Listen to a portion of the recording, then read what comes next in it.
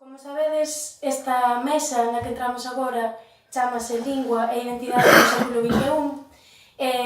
Claro, a de hoxe é unha xornada especificamente para falar e para repensar as políticas públicas, para repensar o argumentario, para vós que sodes xente que ven dos concellos, profesorado, xente moi interesada neste tema, non?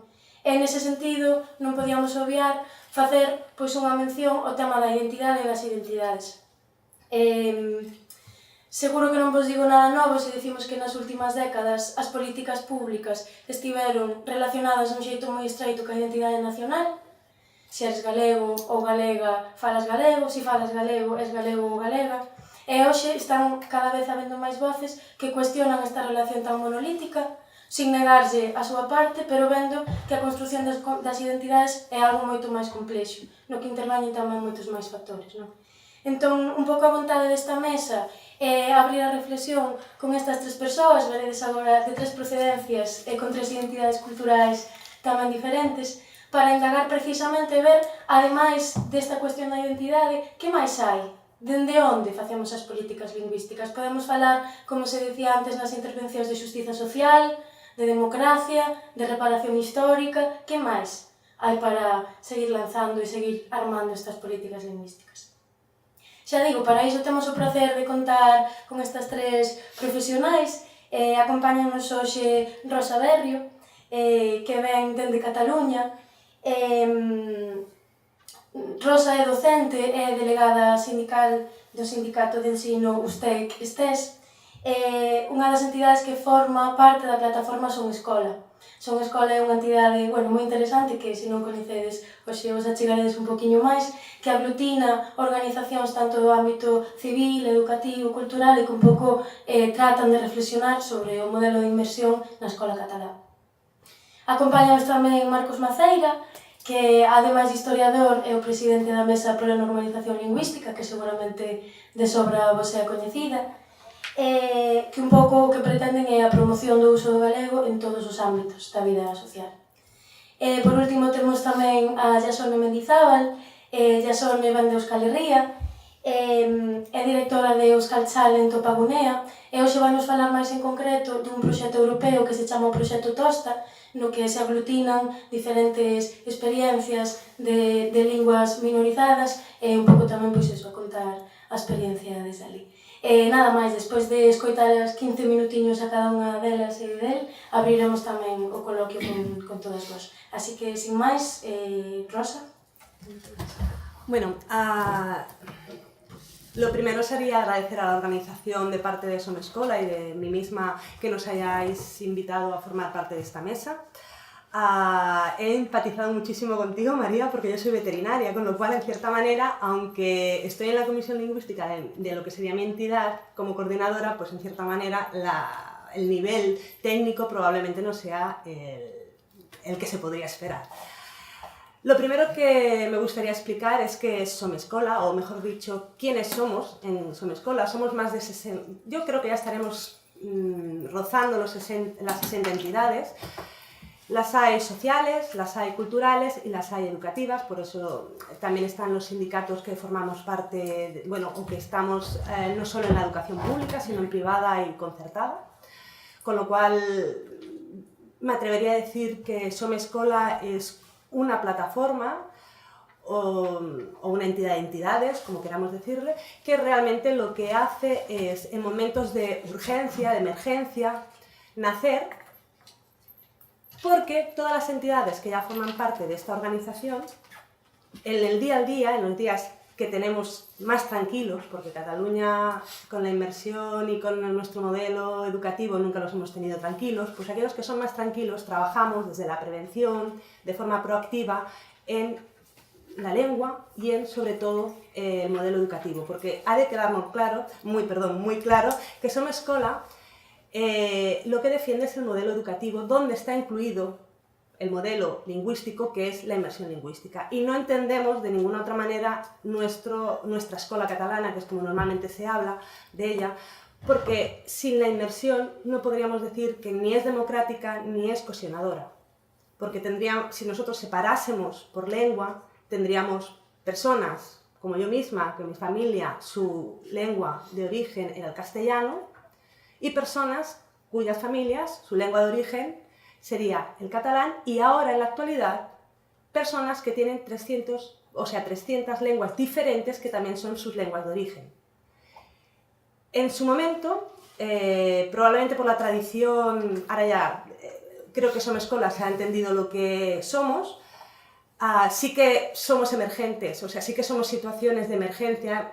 Nos gustaría que no existiera, que pudiera no existir Somescola.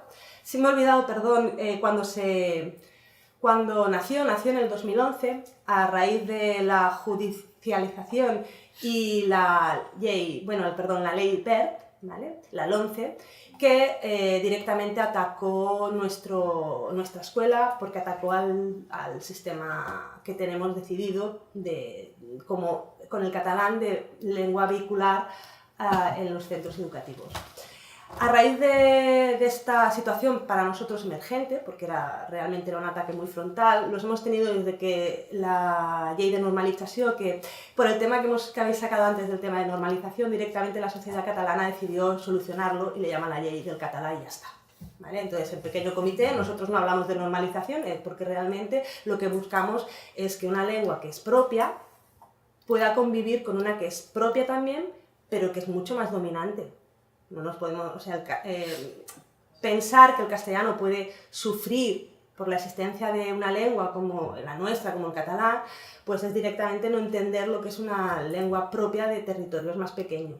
Todo que nosotros tenemos, se consideran que hay como 10 millones de personas que hablan catalán, o sea que somos pequeños, pero tampoco somos tan pequeños, nos sentimos suficientemente bien.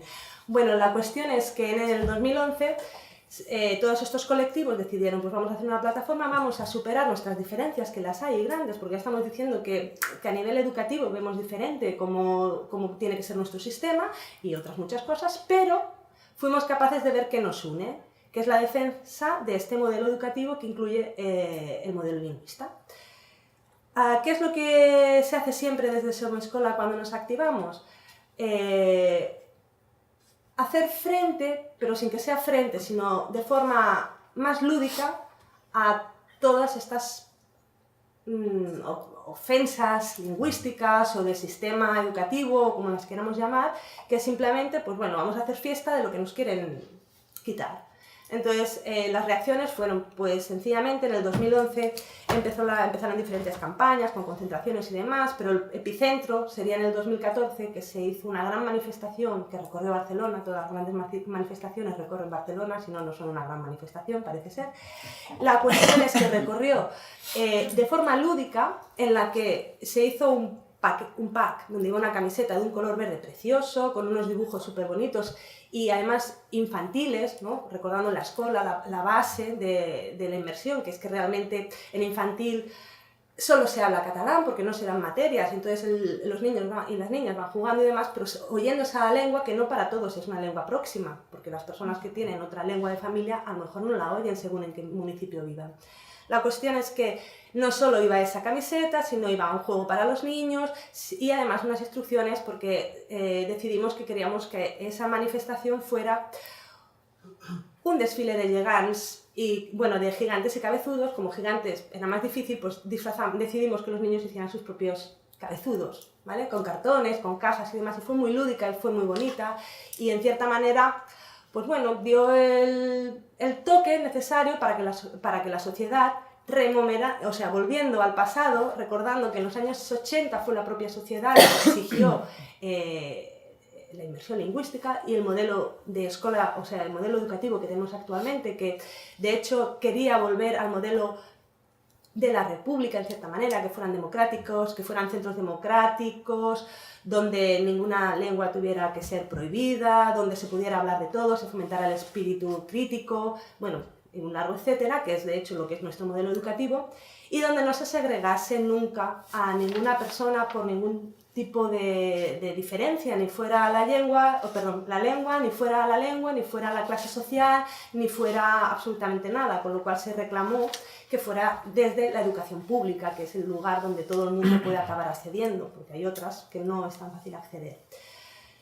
En cierta manera lo tuvimos fácil, lo tenemos muy difícil siempre, pero lo tuvimos relativamente más fácil porque pese a haber estado bajo la dictadura franquista, en la que el catalán fue prohibido absolutamente en todos los lugares, incluida la escuela, y se le arrinconó en un ámbito más familiar, pese a esa situación hubo valentía por parte de muchos docentes y hubo escuelas que se llamaban de resistencia, que ya entre los 50 y los 60 empezaron a trabajar el catalán y el modelo educativo que habíamos perdido después de la República.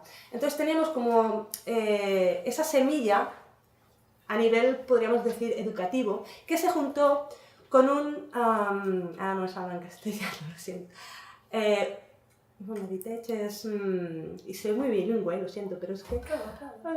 Neguitech es esa situación de inquietud, ¿vale? Podríamos definirlo como inquietud de las familias, como mi propia familia, ¿no? Familias castellanoparlantes que veían que realmente el catalán era una oportunidad para sus hijos y hijas para mejorar la situación.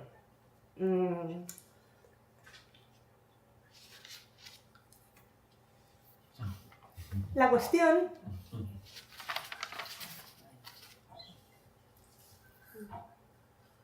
Un segundito. La cuestión es que estas personas, es decir, nuestros padres y madres, decidieron que querían lo mismo para nosotros que había otros centros que eran privados o concertados. Bueno, en aquella época eran privados. Eso tuvo un detonante, que fue una ciudad que se llama Santa Coloma de Gramenet, una ciudad que actualmente, para que nos situemos, solo tiene el 50% de personas que son hablantes, ya sea habituales, que solo usan esa lengua, o que usan el castellano y el catalán en paralelo, ¿vale? Que sería un bilingüismo de uso según en donde estoy. Por ejemplo, yo en mi caso, con mi familia más próxima, hablo castellano, porque con mis padres siempre he hablado castellano, y con determinadas personas siempre he hablado castellano. En cambio, en otros hábitos, en otros lugares, más de amistad, más de trabajo, yo me muevo en el catalán, ¿vale? Entonces, la cuestión es que esta ciudad, todas sus familias decidieron, que hicieron además una cosa muy bonita, que es luchar activamente, ir hasta donde tuvieran necesidad de ir para conseguir aquello que estaban viendo que pasaba en otros centros, que lo querían en su ciudad, ¿vale? Porque se da la paradoja que aquellas personas que lo querían tenían que... En aquella época, 500 familias tuvieron que trasladar a sus hijos fuera del municipio para conseguir la misma oportunidad que otros municipios lo estaban generando. Como no puede ser de otra manera, todas las ciudades similares, sociolingüísticamente hablando, reivindicaron, como si fuera una ola, que querían los mismos derechos. Esto, sumado a todos los colectivos que venían ya de la época franquista trabajando por el modelo educativo, que incluía el catalán, determinó que ese mismo año en el que esta ciudad se levantó exigiendo la igualdad de oportunidades, se aprobó la Llei de Normalització, que es la que nosotros le llamamos la Llei del Català, y el siguiente curso empezó como plan piloto, 19 centros empezaron esta inmersión y este modelo educativo. De ahí se fue trasladando al resto del Estado. Entonces, un poquito más, bueno, en paralelo, en el 84, como es lógico, nosotros, o sea, los catalanoparlantes, que entendemos que el catalán es una lengua minorizada, aparte de minorizada, no solo que somos minoría, sino que está minorizada, entendemos la situación de otra parte, que forma parte de nuestro territorio, que es la Vall d'Aran, que es una comarca, que ellos tienen otra lengua.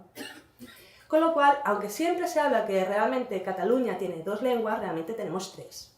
No podemos olvidar. Y se le reconoció a esta lengua su necesidad de poder ser lengua vehicular en su territorio.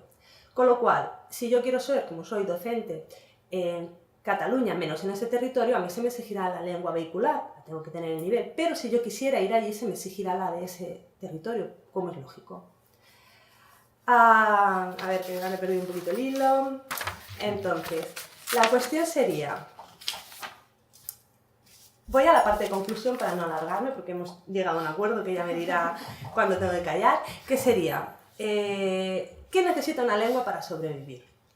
Una lengua para sobrevivir necesita amor, ¿vale? Si las personas que la hablan o la sociedad en la que está no la quiere, no va a sobrevivir. ¿Qué más necesita? Respeto. Si tú no la respetas, ¿quién va a respetarla? Nadie. No va a venir nadie fuera a respetar tu lengua. ¿Qué más necesita? Algo que en Cataluña hemos conseguido, aunque estamos luchando mucho para mantener, es que sea útil. Volvemos a lo que he explicado. Aquellas familias reconociendo la utilidad de mejora para el futuro de sus hijos y hijas, que era el catalán, lo encontraron útil. Por eso ganamos aquella batalla. Y no nos impusieron el bilingüismo, que era el inicio, o sea, era lo que la propuesta, porque además el bilingüismo es la trampa, como ahora es el trilingüismo. ¿Cómo voy a ser bilingüe con el castellano? Que tiene la expansión que tiene, que es tan dominante como es, y tiene un Estado como el que tiene defendiéndolo. Ahí pierdo. Que es lo mismo con el trilingüismo. ¿Cómo voy a competir con el inglés, la lengua internacional? Ya no podía con el otro. Si me pones la segunda, no voy a poder sobrevivir.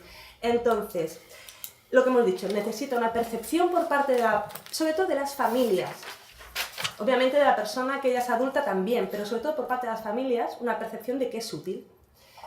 De cualquier persona que nosotros decimos migrada, no vinguda, que para nosotros son catalanes y catalanas de primer derecho desde que pisan nuestro territorio, tienen que percibir que aquella lengua es necesaria, porque si no, a ver, si nosotros vamos con un discurso pesimista y le decimos, bueno, apréndela, no te damos pena, por decir un algo, dirá, hombre, pues yo la aprendo, pero para ir al funeral de la lengua a lo mejor no, ¿sabes? Ese es el concepto. Porque aprender algo que se va a morir, ¿para qué quiero hacer el esfuerzo? Porque aprender una lengua nueva tiene su necesidad. O sea, y además, a lo mejor del castellano al catalán no hay tanto esfuerzo, pero de las 300 lenguas que corren por Cataluña, pues algunas tienen esfuerzos muy importantes a la hora de realizar. Entonces ya tenemos la utilidad, el cariño, el amor y también el respeto. Y nos falta una cuarta cosa muy importante. Hay más, pero una muy importante, las políticas lingüísticas. O sea, una lengua no va a poder sobrevivir sin un apoyo por parte de lo que sería la política. En el caso del catalán fue un poco a remolque de las peticiones de la sociedad como colectivo tiene que ser capaz de reclamar. Si no somos capaces de reclamar, ¿quién va? O sea, la política es comodona, hay que estar pinchando. Cuando se les pinchan, se mueven, pero a veces, si la cosa es un poco conflictiva, pues no nos movemos tan deprisa, ¿vale? Entonces, 2 minutos, pues ya acabo. Me va a dar tiempo solo a la conclusión, pero tengo un montón de datos por si alguien tiene necesidad de que le defienda la inmersión en cuanto a datos, Entonces, la lengua necesita salir de los centros educativos. Si nosotros en Cataluña solo hiciéramos la inmersión lingüística y luego fuera no hubiera nada, ¿sería útil nuestra lengua? No, porque ¿de qué me serviría a mí? De nada. Con lo cual, yo ya puedo vestir al centro educativo o a los centros educativos con el mejor modelo lingüístico. Si luego esa persona sale fuera y no puede utilizarlo para nada, se perderá el esfuerzo de él o de ella y el esfuerzo de nosotros como sociedad. El reto es socializar la lengua. El reto en Cataluña son las grandes ciudades donde, si comparamos, por ejemplo, ciudades, esta comparativa la tengo que hacer, hay una ciudad que es la tercera ciudad de España en cuanto a renta per cápita, que se llama Sant Cugat del Vallès. Creo que son casi 54.000 euros persona, está muy bien, y tiene casi un 80% de personas hablantes, de catalano parlantes. Nos vamos a buscar el contrario y, lamentablemente, vamos a la misma ciudad que fue la que se levantó reclamando las oportunidades, que es Santa Coloma de Gramenet, una de las más pobres de Cataluña, que tiene menos del 50%, o sea, tiene 24.000 euros renta per cápita.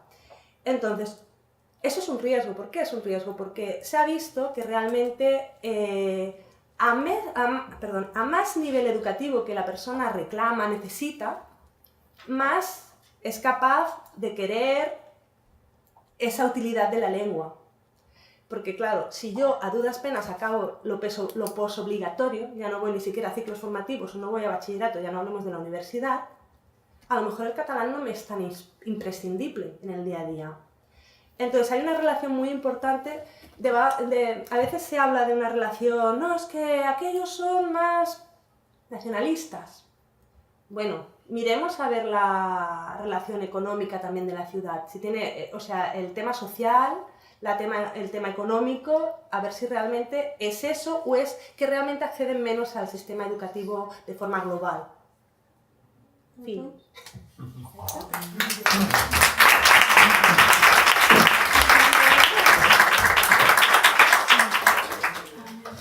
Gracias.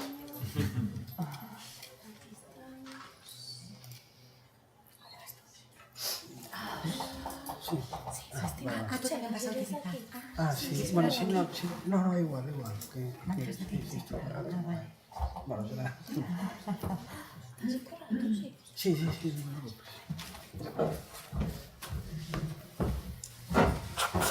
Ben, bo día. Eu tamén agradecer á Diputación da Coruña o convite á Mesa pola Normalización Lingüística para participar nestas jornadas, que eu creo que, ademais, a diferenza de outras moitas que se fan sobre outros moitos temas, imagino tamén polo público que hai, que van ter, polo menos, seguramente, unhas conclusións para levarmos todos e todas á práctica. Non vai ser só polo programa que vexo e o que vai continuar no futuro, non vai ser só reflexionar por reflexionar, que tamén é importante, senón tamén tentar levar as cousas á práctica, non? O noso día a día, que ao final é o que ten utilidade, non?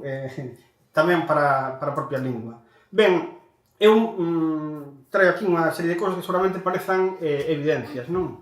A primeira, que a lingua é unha creación colectiva, ou as linguas son creacións colectivas dos povos, que ademais as linguas reflicten tamén a situación na que están eses povos e que, polo tanto, son o principal elemento de identidade xeral dos povos, non?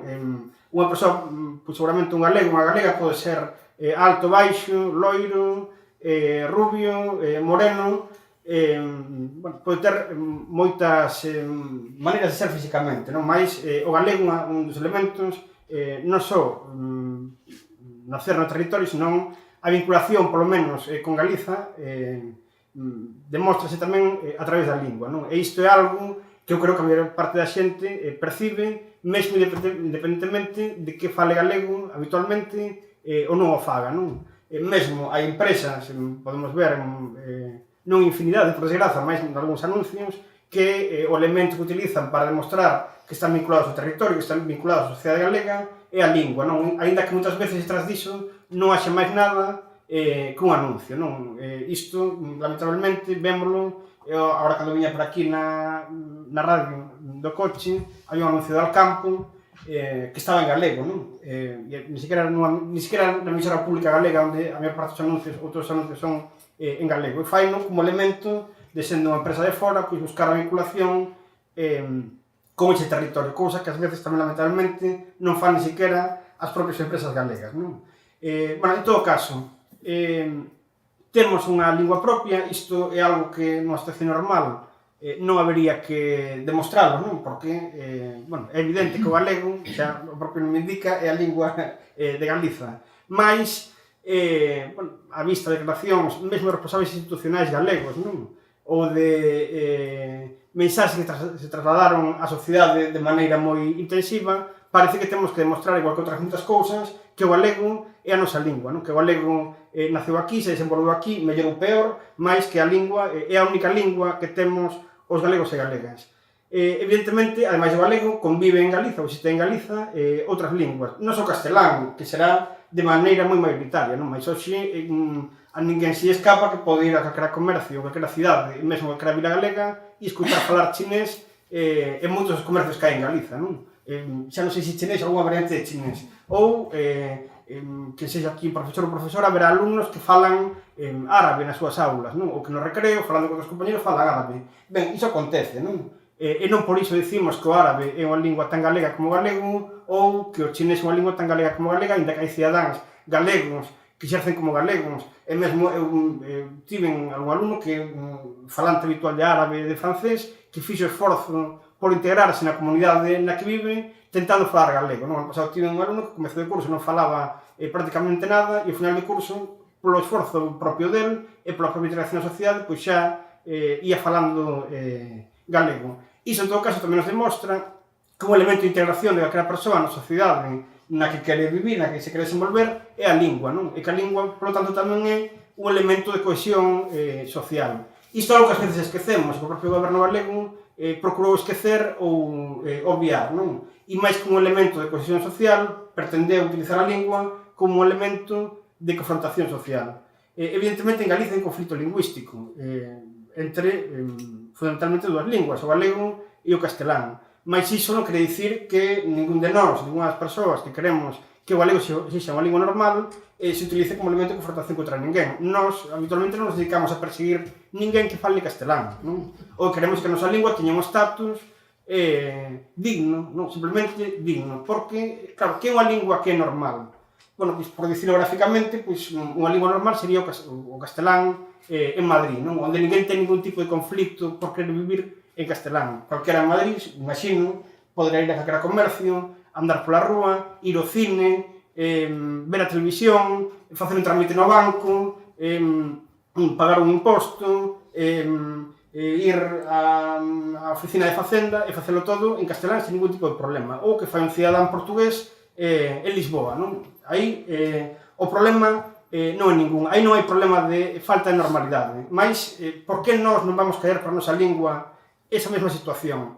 Ten o galego algún problema de orixe que o limite para desenvolverse ao mesmo nivel que se desenvolven outras linguas? Ademais, é certo, agora que se falaba da cuestión económica, que se vamos ao contexto europeo, por exemplo, os países mesmo que están á cabeza no índice de desenvolvemento humano da ONU son países que habitualmente non teñen unha lingua con moitos millóns de falantes. Por exemplo, o noruegués non sei cantos ten, mas non son 300 millóns de falantes, nin son 100 millóns de falantes, nin son 50, nin son 10, non? E o noruegués, ainda que sorprenda, e a veces sorprende dicirlo, é a lingua normal en Noruega. Ou o sueco é a lingua normal en Suecia, ou o finés, digo por dicir tres países que están a cabeza do índice de desenvolvemento humano das Nacións Unidas, non? E ademais, habitualmente, son países que tamén son respetuosos coa diversidade lingüística dentro dos seus propios territorios, non? Ou seja, non hai relación entre lingua minorizada e falta de desenvolvemento económico, máis ben ao revés. Calquera pode ver as noticias e ver como precisamente as persoas que cruzan, por exemplo, o Estreito de Gibraltar, non? Buscando unha vida mellor,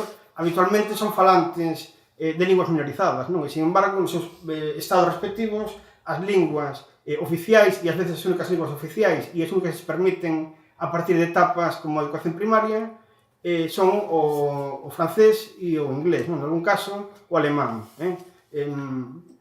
Isto é ben claro que o coñecemento de inglés, francés ou alemán por parte de inmigrantes de África non lles garante de por sí unha vida mellor, non? Seguramente teria moito mellor se desenvolvese a súa propia lingua, mas isto tamén é un pouco de especulación. Noutro caso, no caso de países que sí que están desenvolvidos, o exemplo é claro e non fai falta argumentalo máis, non? Sobre estas comunidades que veñen de fora, que no cafete de identidade, mesmo topamos diferenzas, non? Bueno, seguramente ti me podes ilustrar máis. Por exemplo, se collamos Mallorca, non? Un territorio onde hai unha lingua propia, o catalán, que, mellor ou peor, tamén se vai desenvolvendo tamén con moitas dificultades, non? Mais as posibilidades dunha persoa, dun turista alemán, de desenvolverse en territorio mallorquín en alemán son máis, seguramente, que as que teña un galego de desenvolver a súa vida normal en galego en territorio galego, non? Un turista alemán en Mallorca pode ler a prensa todas as mañás e lela en alemán. Pode prender a radio, escutar radio en alemán. Pode prender a televisión e vela en alemán. Mesmo as xestións, seguramente, desde o propio concello ou desde as propias institucións mallorquinas se facilite facela en alemán. Ou, xa sin ir a casos onde existe unha lingua minorizada. En Marbella, tampouco ninguén se escapa que hai Marbella, Andalucía, zonas de Andalucía e comunidades enteiras onde a única lingua que se utiliza é o inglés e isto non ten ningún problema. Por lo tanto, hai unha situación de diferenzas entre linguas. Non ten que ver tampouco coa cantidade de falantes, non ten que ver coa percepción que hai de determinadas comunidades lingüísticas ou de determinados povos, non? Ben, isto realmente a única definición que pode ter o que hai detrás disto é racismo lingüístico, non? igual que no século XX se foi desterrando, mellor ou peor, o racismo a outros niveis, hoxe pervive unha forma de racismo, unha forma ideolóxica que vulnera dereitos humanos fundamentais, que a diferenciación dos povos en función da lingua que falen, non? E ademais é algo que é máis fácil de mudar que a cor de pel, non? Hoxe sabemos que, efectivamente, as razas non existen, pero existen comunidades humanas, non existen os povos. E a lingua é algo que é máis fácil de mudar, por lo tanto, se ti falas unha lingua que está secundarizada ou está minorizada ou se considera inferior, é máis fácil, o que podes facer para querer vivir mellor é mudar de lingua. E iso, agora que se fala, por exemplo, de neofalantes, a mí sorprende ás veces porque neste cúmulo de justificacións que precisamos continuamente, onde nos temos que justificar continuamente para argumentar a nosa propia existencia, non? Que tamén estas jornadas se tratan un pouco diso, e é normal e necesario, non? Mais as persoas de lingua que formamos parte de comunidades con linguas minorizadas se nos exixen un esforzo constante de justificación, non? Por que falamos a nosa lingua? Se ten algún motivo de existir. E ninguén se preocupa, no que son neofalantes, da cantidade enorme de neofalantes que hai en español, por exemplo, en Galiza, non? Antes comentábase o caso dos seus pais, que poden ser o caso de moitos dos nosos pais e nais, non? Foron en elemento moi grande neofalantes en castelán. E o que precisaron para que iso fose así foi, primeiro, unhas expectativas na súa vida, onde non necesariamente, como dixen antes, falar en español quere dicir mellorar as condicións de vida, e ademais a presenza omnipresente do español na sociedade, non? Algo que o galego non ten.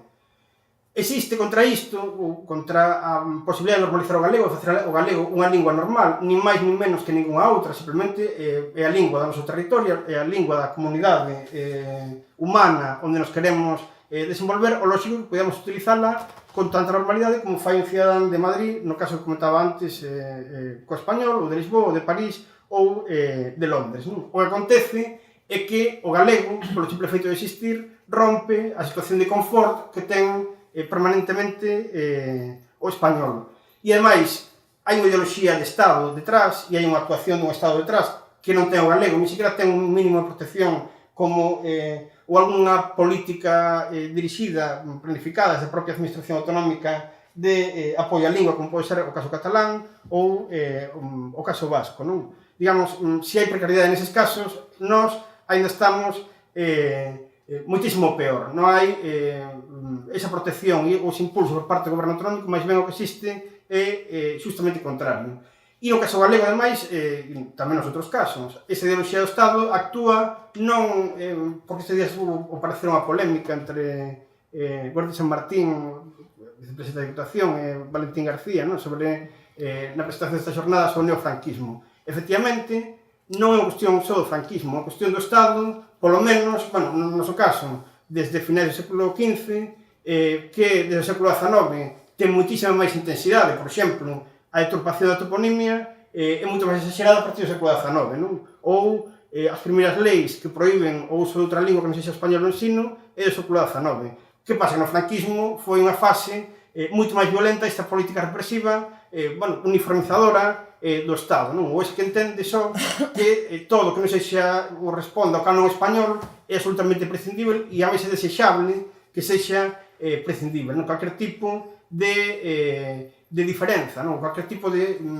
ideoloxía que non responda a ese canon. Por iso tampouco seguramente extrañe que as persoas que defenden esta uniformización lingüística pois sexan as mesmas que están en contra dos dereitos sexuais, sexan as mesmas que están en contra da inmigración, son os que están en contra de calquer tipo de diversidade. O que se fai en relación ao galego é infantilizar a lingua e os falantes da lingua, non? Primeiro teñen que justificar a súa existencia permanentemente e, ademais, cando consigue certo estatus, atácase ou vanse poñendo límites, como se lle poñen os nenos e nenas. Porque citar un caso recente, a sentenza do Tribunal Superior de Justicia de Galiza en relación á oficialidade do galego no Concello de Lugo, non? A ordenanza de uso do galego en Lugo. Bueno, xa se nos remontamos aos anos 80, a sentenza constitucional en relación a lei de regulación lingüística, mas tamén no día a día há resolucións diferentes da Valedora do Pobo, pois en relación a comportamentos da Policía da Garda Civil, neste caso de Gondomar, ou da Policía Nacional en Ferrol, ou outro tipo de casos onde parece que ainda temos que justificar porque somos víctimas diante da agresión ou da imposibilidade de utilizar o galego diante da Garda Civil ou da Policía Nacional en casos graves, non? Ou, por poñer un exemplo recente deste mesmo verán, o Exército asinou un convenio coa Xunta de Galiza para a extinción de lumes, asinado todos os anos. No segundo punto deste convenio dice que a lingua a utilizar co Exército só pode ser o español. E isto é curioso porque xa se di antes da contía económica que se establece para pagar os militares na extinción de lume no suposto que efectivamente o fagan. Antes de poñer cantidad económica xa se di que cos militares xa se pode falar español. E agora xa, por acabar, por citar algún caso de espazos que son prácticamente todos onde non podemos utilizar o galego, aquí traía unhas gráficas que xa me está dando... isto é nas cidades de máis de 50.000 habitantes a distribución lingüística da educación infantil, onde maioritariamente en galego, maioritariamente en castelán, todo en castelán, o que digo os centros, que eran os centros, en galego. Danos que son 9% dos centros de educación infantil en Galiza, son 9% nas cidades, utiliza o galego. Sube un pouco máis no conxunto, mas isto declarado polos propios centros. Xa é ben significativo isto, mas seguimos os materiais para vermos cal é a situación de estranxerización que temos do galego en Galiza. Os materiais didácticos que teñen as escolas infantís, o 100% está en castelán. Isto é normal, ou relativamente normal, porque hai os materiais vas acumulando, non? Ben, só 47% en galego, isto aumentou con respecto ao ano anterior, e o 94% xa os teñen en inglés. Por lo tanto, é máis fácil que un neno ou nena na escola teña inglés que teña galego, non? Antes falábase da lei Wert tamén. Hoxe, o decreto por lingüismo, por moito que se queira aplicar, ese equilibrio que establecía un máximo de 50%, ou 33% noutros casos, é posible aplicar porque a distribución horaria da LOMCE, da carga horaria de determinadas materias, xa obriga a unha maior presenza horaria do español. Esta sería a gráfica da distribución lingüística por horas na ESO. Vemos como por 7 materias en galego son 5 en español de primeiro da ESO, é o único caso onde o galego é mayoritario, porque despois de segundo da ESO, por 3 en galego son 11 en español, e así, en terceiro 5 a 8, en cuarto na rama académica 6 a 7, e na rama aplicada volvemos ao 3 a 7. Esta é a realidade, con datos medidos, non? Isto tiña aquí algo preparado sobre a Carta Europea das Linguas. Hai un punto desta Carta Europea que fala da explicación do ensino da historia e cultura da lingua minorizada. A Carta establece, a Carta do Tratado Internacional, que hai que dar contidos non só na lingua propia, sino máis tamén sobre a historia e cultura desta lingua. Ben, nas materias de Xeografía e Historia e Ciencias Sociais de primeiro e segundo bacharelato, danos que 113 estándares, por lo tanto, contidos que son obrigatoria impartición polo profesorado, só ten relacionados con Galiza o 14%. Seguimos, isto no primeiro ciclo da ESO, seguimos xa a cuarto da ESO, primeiro e segundo bacharelato, xa nos dá que non hai contidos relacionados con Galiza, a punto de que hai estándares que falan de explicar os procesos autonómicos. Ben, fala das nacionalidades históricas e só cita, isto no caso galego, na adaptación do currículo a Galiza, só fala de Euskadi e Cataluña. Galiza está absolutamente desaparecida dos contidos. Si fósemos aquí por relacionados con Galiza está mal, son contidos adaptados. Si fósemos a contidos relacionados directamente con Galiza, xa levaríamos un susto maior aínda no caso do primeiro ciclo da ESO. Estos son queixas. Ben, outro ámbito que se falaba antes, xa acabou o último, da socialización fora do ensino, non? Que tamén é importante. Isto é outro dato que tamén creo que é relevante. A oferta que teñen os rapaces e rapazas a nivel audiovisual, na formación infantil hoxe, cando prenden a televisión se queren escoller esa liberdade famosa que se fala, isto é a posibilidade que ten de escoller só o 4,6% entre a oferta en galego e o resto todo en español. E iso porque a TVG emite series, debuxos animados en galego para este público, non? Se imos a fin de semana é moito menos, pero a TVG é a única canle, ademais que non ten unha canle específica na lingua propia, non? Isto podíamos levar estas gráficas a outros moitos ámbitos de socialización para rapaces e rapazas e veríamos como a posibilidade de ter galego simplemente non existe. Xa para acabar, isto levanos a cuestión da liberdade, non? Que liberdade, porque se predicou moito neste país sobre a liberdade lingüística. Que liberdade temos nós para vivirmos en galego se quixermos vivir en galego? A liberdade, simplemente, bueno, os datos falan por sí. Bueno, por iso, tamén creo que, xa que se falaba de tecnoloxía, tamén nos temos que apropiarnos da cuestión da liberdade. Que non ten liberdade por falta de normalidade, somos nós para vivirmos en galego, ni sequera por pagar unha multa, sexa de 100 euros ou sexa de 100.000. Ben, máis nada, perdoade por hablarme tanto.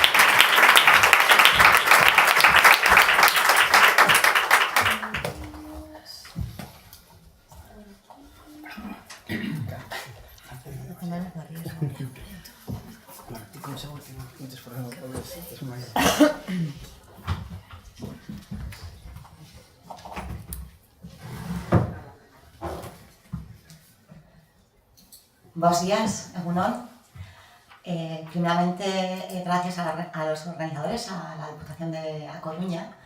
Y bueno, quisiera aclarar que yo no vengo a hablar sobre políticas lingüísticas de Euskal Herria. A mí se me ha invitado para explicar un proyecto llamado TOSTA, en el que colaboramos 7 comunidades lingüísticas, entre otras la gallega, y estuvo conmigo además Marcos en toda esa aventura. Es un proyecto que se ubicó en el contexto de la capitalidad cultural europea del 2016 en Donostia.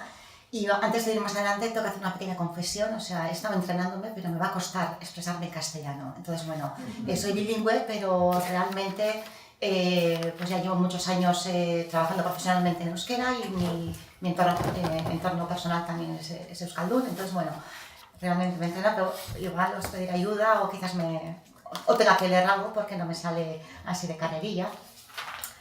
Entonces, bueno, explicado esto, también decir que os explicaré lo que fue TOSTA muy brevemente. Algunos igual lo conocéis y no sé muy bien hasta qué punto es conocido el proyecto, pero se me ha pedido desde la organización que especialmente explique un poco cómo hicimos la gestión lingüística y en qué base teórica nos hemos fundamentado en todo esto. Y también, segunda confesión, que tampoco, o sea, como veréis más tarde, como hablaré más tarde, la ecología lingüística es la que nos ha guiado en todo esto, pero tampoco soy experta en ecología lingüística, Entonces, bueno, pues sí que la conozco un poco y os transmitiré un poco cuáles son las bases, pero tampoco soy experta en eso. Entonces, bueno, pues hasta ahí llego. Estoy aquí como participante de la comunidad euskaldun, y en representación de ella estuvo Topagunea participando en TOSTA, y hasta ahí, ¿vale? Bueno, y voy adelante. Los objetivos que tuvo TOSTA fue, por una parte, visibilizar y celebrar la diversidad lingüística de Europa, promover la relación entre las lenguas las lenguas pequeñas, porque algunas no eran minorizadas, pero sí que eran pequeñas y también se sienten amenazadas por las grandes lenguas pues de Europa, y sobre todo aprender entre nosotros, alimentarnos, reforzarnos, motivarnos, etcétera, ¿no? Entonces, bueno, ahí podéis ver cuáles son los miembros que participaron, pero tampoco voy a ir con todas estas listas porque me voy a perder sino lo siguiente.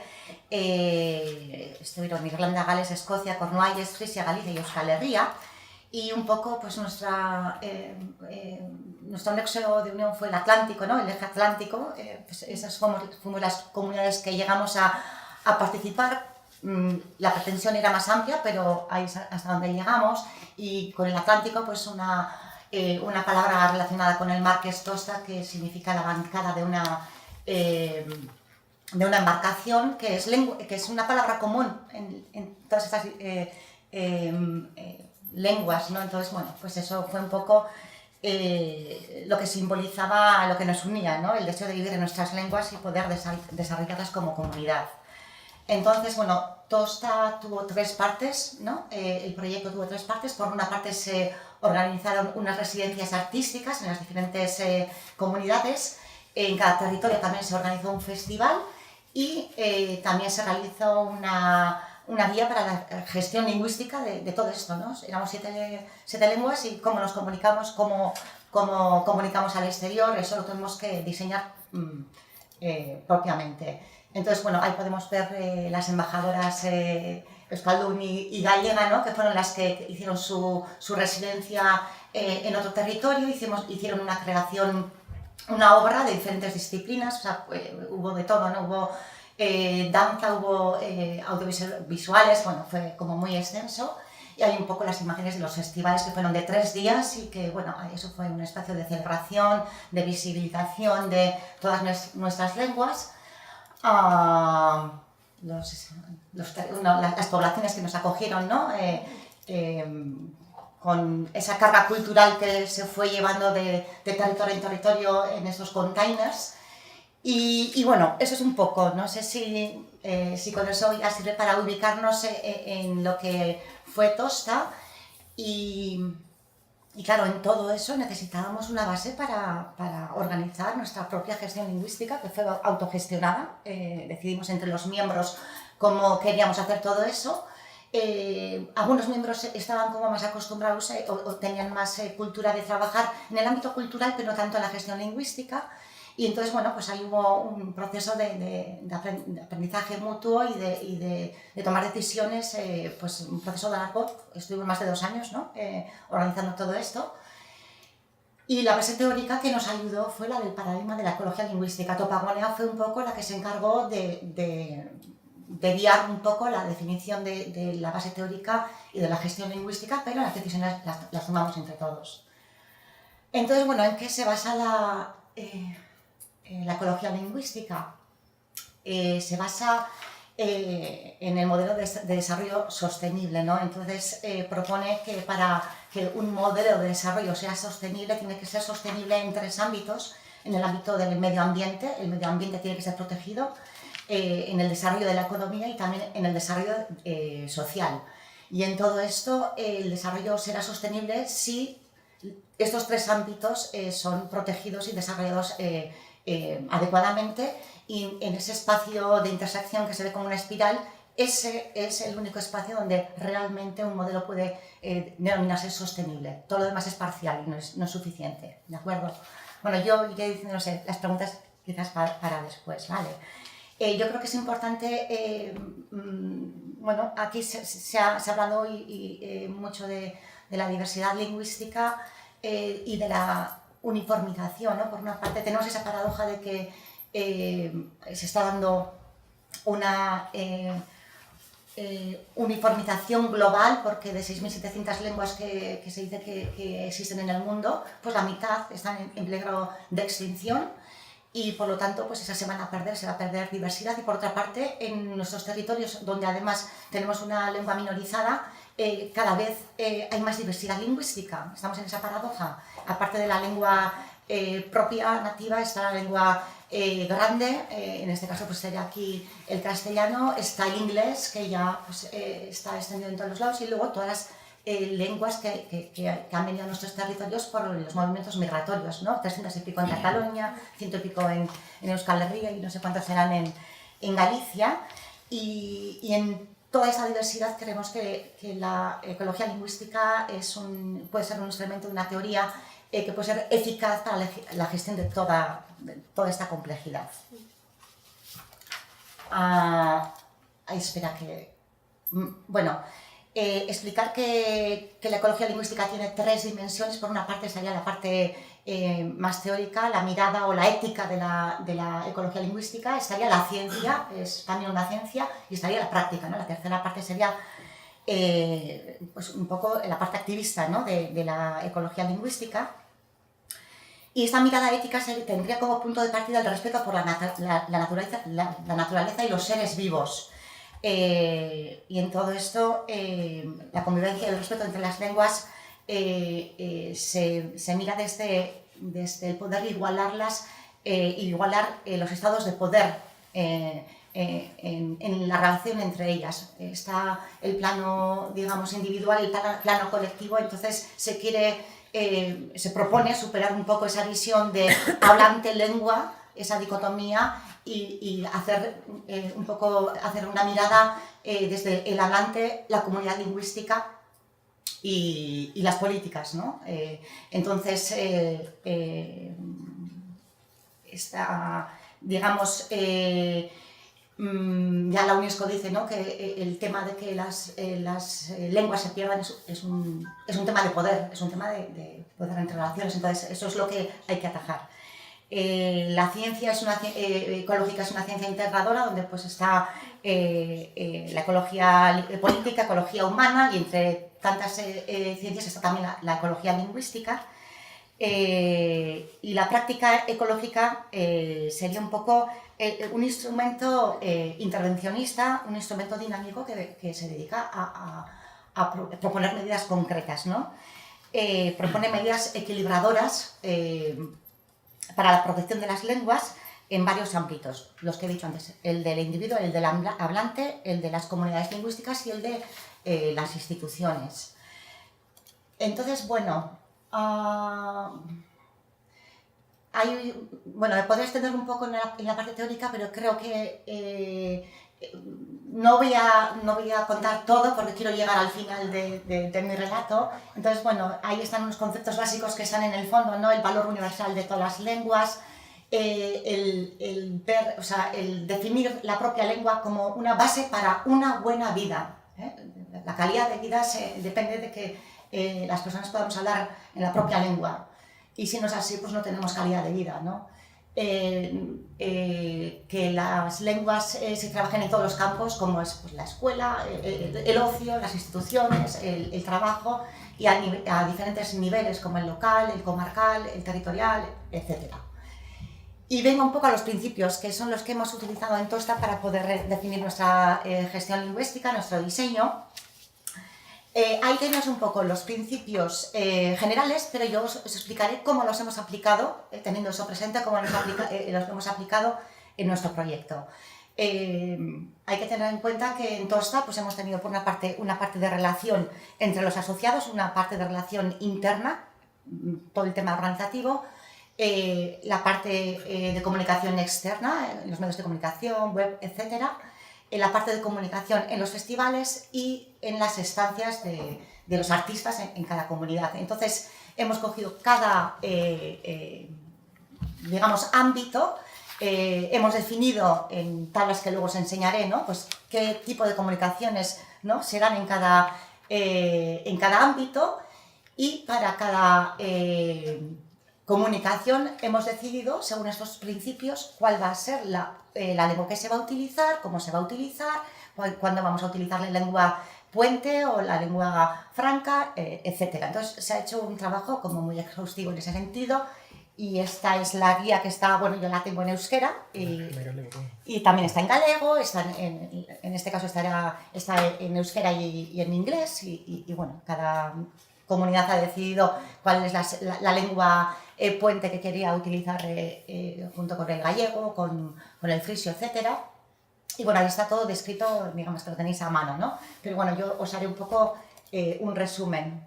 Se llama La Guía Imperfecta, y un poco mencionar los principios que hemos aplicado en Tosta. Bueno, en Tosta hemos definido que la diversidad lingüística es una riqueza para el mundo, para una comunidad, y para una comunidad es calidad de vida, es la base para una buena vida, ¿no?, el poder hablar en su propia lengua. Defendemos el valor universal de cada lengua, y queremos que para poder cuidar la diversidad, la igualdad y la solidaridad es necesario este reconocimiento, ¿no?, de valor universal de la lengua.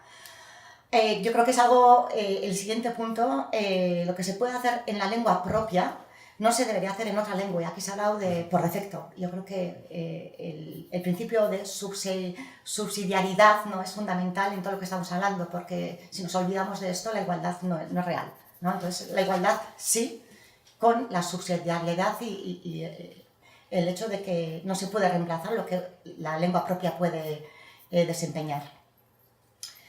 Decidimos que ofreceríamos posibilidades de desarrollo a la lengua propia y le daremos nuevas funciones progresivamente. Ahí está el principio de progresividad. Entonces, desde el punto de partida de cada situación sociolingüística, de cada lengua, el hecho de ir ganando nuevas funciones es fundamental.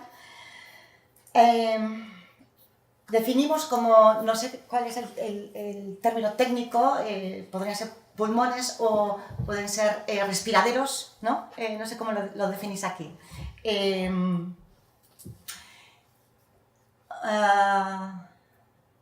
Breathing spaces es como se denomina técnicamente en inglés. Nosotros le decimos espacios, claro, que te permiten respirar. Sí, respiraderos le diremos, o pulmones, ¿vale? Para que me entendáis a qué me refiero. Es ese espacio donde hablar la propia lengua es natural, es normal, es habitual.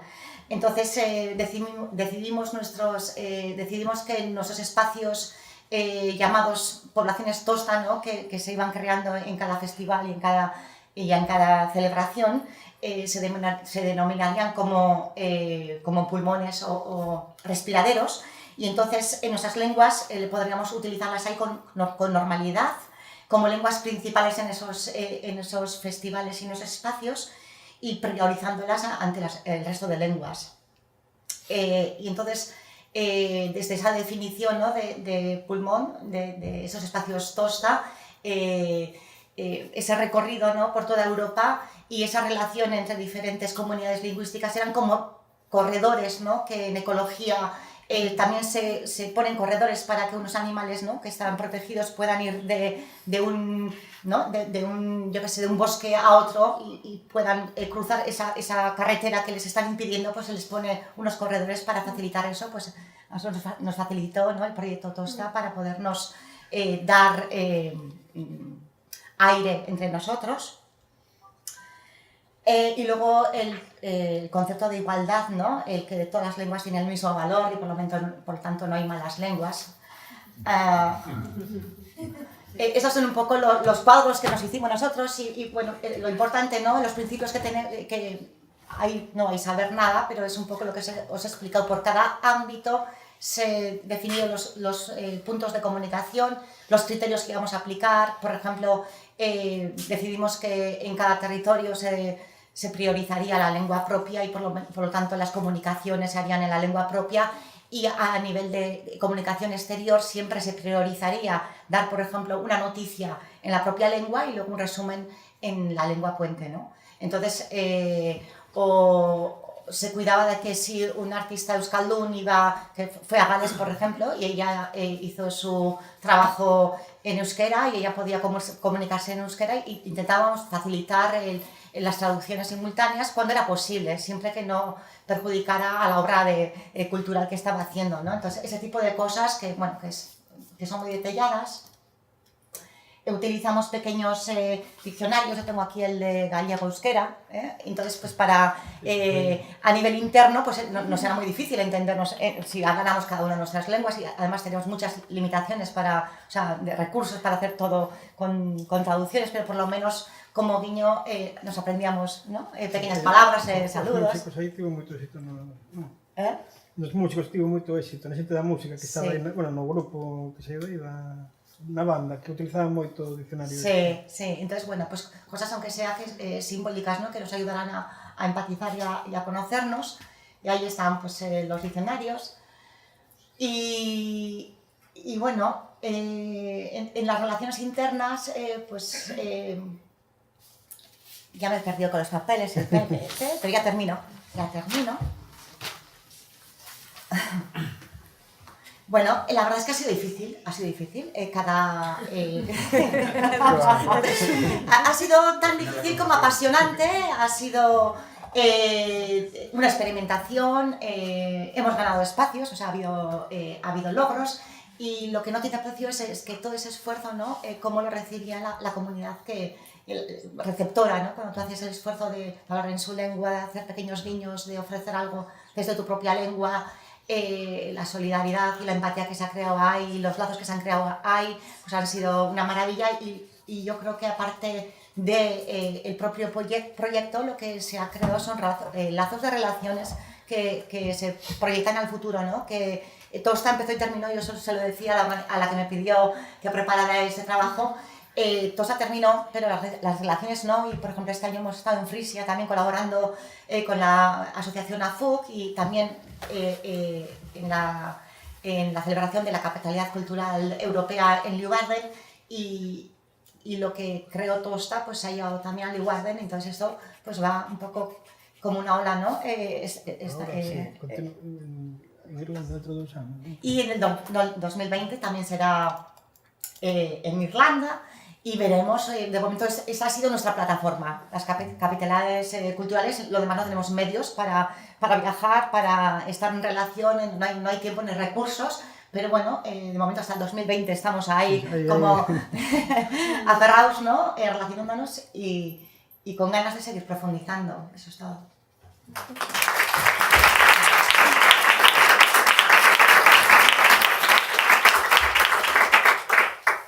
Perfecto, pois moitas grazas por estas 3 experiencias e por todas estas reflexións máis teóricas, máis prácticas, pero que ao final nos falan de accións que intentan conectarse e resolver os retos actuais, non? Que presentan as sociedades. Temos aínda un anaquiño para o coloquio, valen tanto preguntas ou reflexións dirixida a unha das relatoras como... Comentar unha cousa. Sí. Non é por interromper, pero se queredes a guía, podedes conectar coa mesa, temos ali, bueno, está editada en galego, e se non creo que na Diputación Xavier ha de saber máis. Sí, igual que o libro sobre principios lingüísticos de Xosé Fernández Acevedo, tamén está disponible na mesa, entón chamades e se vos proporciona sen ningún problema. Genial, porque hoxe fixamos boa propaganda, así que seguro que é máis Si, puño publicitario. Genial, eso, este cachiño está a vosa disposición e para aproveitar a estas 3 persoas que nos acompañan hoxe aquí. Entón, non sei se hai algunha man interesada, temos unha por ali, vamos ir arrancando, outra por aquí, perfecto. Pois non sei se queres polo fondo comezar? Sí. Ora, bo día, non sei se me escoita desde aquí. Sí, non moi. Eu teño que marchar, que vou de aquí buscar ao meu pequeno da escola, que teñas 2, así que non sei se vou poder explicar toda a resposta, pero sí que como esta mesa iba sobre tamén a cuestión de identidades, entón temos como marcos argumentarios complementares, ¿no? Que sería o tema da cohesión social, por exemplo, o tema da ecoloxía lingüística, pero a mí hai un tema de as identidades que tamén me interesa, que falou de maneira indirecta a María antes, ¿no? Que é o tema de a propia identidade dunha mesma, fora da identidade nacional, que tamén como esa identidade, coa maternidade, sei que estou a fazer agora con este tema, ¿no? Como emerxe, ¿no? E como emerxen tamén feridas que nos transmitiron os nosos nais e os nosos pais. E como elas, ¿no? Esta cuestión que comentaba Marcos, que eran todas neofalantes en castelán, como elas tuveron que renunciar a súa propia identidade, non persoal, algo que as definía como persoas, para polo ben das súas nenas e nenos, non? Xusto ao revés do que pasaba en Santa Coloma. Xusto aquí do seu proceso a inversa, non? Entón, como se relaciona isto, ou como este feito que todas coñecemos, que é coñecido por todas, podemos utilizar a hora de deseñar políticas públicas que nos axude a ver a lingua con esa función reparadora da que falaba María, non? Eu conectei ca tristeza de miña nai de ter que abandonar, de ter que abandonar a lingua, conectei con ela cando fui mai, e para min a lingua tivo esa función reparadora. Como podemos facer políticas desde aí? Desde esa función reparadora que ten a lingua galega hoxe na Galicia. Entón, non sei se queres comentar algo. Ben, eu o que creo que nesa situación que comentabas ti, que saiu antes, non? O que hai unha carga de violencia que é terrible, non? claro, a nós pode chegar hoxe, pero bueno, no fondo, nas situacións nas que nos temos que atopar todos os días, tamén hai violencia, terá máis ou menos intensidade, non? Evidentemente, non é igual que unha persoa, como comentaba antes, chama a Garda Civil, porque acaba de entrar a roubar na casa e lle digan que se quere denunciar ten que facer en español, é un caso grave. Ou unha persoa que se quere operar e lle din que se quere operar, se quere asinar o consentimento no hospital, ten que ser en español, se non quere que se atrase tempo, non o mesmo que outras situacións que serán que a carga é moito menos, non? En todo caso, hai unha situación de xustiza, e creo que a injustiza axuda tamén a que moita xente que seguramente non comparta ou simplemente lle preocupe o que estamos falando nos hoxe, comece a identificarse con iso e apoiarlo, non? Inicialmente, seguramente, de unha maneira moi primaria, mas tamén, a medida que se vai vendo que a realidade e o cúmulo de injustizas que padecemos, tamén haberá un maior nivel de identificación, non? E eu creo que niso, aínda que non son tempos, bueno, son tempos difíciles os que estamos vivendo, non? Con rearme das posicións extremas contra o galego, pois que é evidente, sí que noto, sí que vexo, e eu vexo, non sei, se vos fixeron os comentarios en Facebook, no Twitter, non? Na página da mesa, ou no Facebook da mesa. Hai 2 ou 3 anos non había apenas comentarios de xente en contra do galego, non? Mas agora comezan a aparecer, igual que nos comentarios de determinadas noticias nos xornais. Por coller que hai na Coruña, por exemplo, o xornal da Coruña, que falaba do artigo de Toni Cantó, non? Ben, pero tamén comeza a haber respostas a ese tipo de comentarios que non había neses anos da peste que se falaba, non? Ou polo menos parece que tiñamos medo, as persoas que defendíamos o galego, a sair públicamente a dicir as cousas. E hoxe esa resposta existe. E existe moitas veces de persoas que ni siquiera falan galego, pero que se identifican con esas situacións, porque é a situación dos seus pais, dos seus avós, é a situación que ven eles que queren dar o paso de falar galego e simplemente o contexto non o permite, porque falar galego é incómodo. E facelo conscientemente é máis incómodo aínda, non? Porque te tomas con situacións onde simplemente non o podes facer coa comodidade que podes facelo en español, ou mesmo, como dicía antes, en inglés, non? É así, entón, a ninguén lle gusta enfrentar situacións incómodas ou situacións de conflito, mas tampouco queren vivir así, non queren que os seus fillos e fillas vivan esa situación, non? Ben, como enfrontamos todo isto, seguramente é o elemento de debate, e como se vai corrixindo desde as institucións, desde os concellos, desde as entidades sociais, non? E logo hai unha cosa que está clara, o galego existe porque a vontade social será seguramente minoritaria, mas é unha vontade social porque o galego existe. Se o galego ten oficialidade é porque a xente conquistou a oficialidade do galego.